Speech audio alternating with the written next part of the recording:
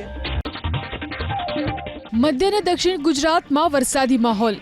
વલસાડ જિલ્લાના વાપી, પારડી અને કપરાડા તાલુકામાં વરસ્યો ધોધમાર વરસાદ, તો દાહોદ જિલ્લાના ધાનપુરમાં ભારે પવન સાથે વરસાદ વરસ્યો। ધાનપુરના પીપેરો ચોકડીએ પાણી ભરાતા વાહન ચાલકોને હાલાકી પડી। તાપી, છોટાઉદેપુર અને ખેડા જિલ્લામાં પણ વરસાદ વરસ્યો। મધ્ય ગુજરાત, જ્યાં વરસશે ભારે વરસાદ, હવામાન વિભાગે કરી છે આ આગાહી। હવામાન વિભાગ અનુસાર હાલમાં ગુજરાતમાં પસાર થઈ રહ્યો છે મોન્સૂન ટ્રફ, જેને લઈ આગામી 3 દિવસ છૂટાછવાયા સ્થળે ભારે વરસાદ વરસશે। આજે દાહોદ, છોટાઉદેપુર, નર્મદા અને વલસાડ જિલ્લામાં ભારે વરસાદની કરાઈ છે આગાહી। તો આવતીકાલે અરવલ્લી, પંચમહાલ, દાહોદ, મહીસાગર, છોટાઉદેપુર અને નર્મદા જિલ્લામાં ભારે વરસાદની કરાઈ છે આગાહી। હવામાન વિભાગના મતે અમદાવાદમાં પણ વરસાદી માહોલ રહેશે। ગુજરાતમાં અત્યાર સુધી સિઝનનો 122% વરસાદ વરસી ચૂક્યો છે।